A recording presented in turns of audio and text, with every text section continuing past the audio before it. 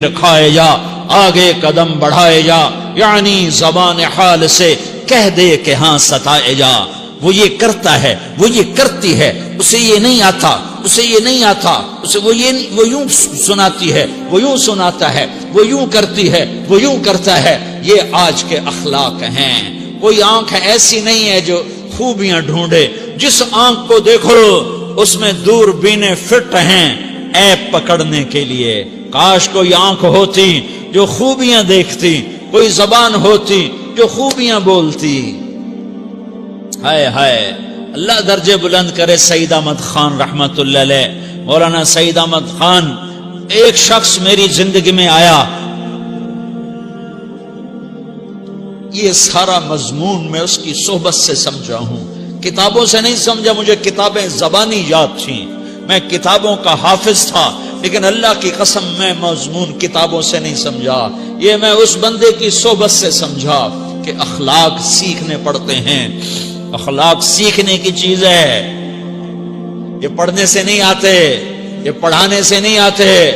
ممکن ہے بخاری پڑھانے والا بد اخلاقی کے انتہا پر ہو، بخاری پڑھنے والا بد اخلاقی کے انتہا پر ہو، کہ یہ چیز پڑھنے سے نہیں آتی، سیکھنے سے آتی ہے۔ پڑھا، کتابیں زبانی یاد کی، چٹائیوں کے ساتھ سل کے بیٹھ کے پڑھا، نہیں سمجھ میں آئے، ایک ہستی کو دیکھا، ایک اخلاق والے کو دیکھا، اس کے ساتھ چند صبحیں گزری، چند شامیں گزری جو میری زندگی کا سب سے قیمتی اثاثہ ہیں۔ تو پھر مجھے پتا چلا کہ اخلاق کسے کہتے ہیں، اور اخلاق بھی سیکھنے کی چیز ہے، اور اخلاق ہی انسانیت کا نام ہے۔ بد اخلاقی ہے تو انسانیت نام کی شے کوئی نہیں۔ میرے رب کو زیادہ تسبیحات کی ضرورت نہیں ہے، یوں ممبر پہ بیٹھ کے لمبی تقریروں کی میرے رب کو زیادہ ضرورت نہیں ہے۔ بچھ جاؤ، پٹ جاؤ، مٹ جاؤ، لٹ جاؤ، اور اللہ کے دربار میں اونچا مقام پالو۔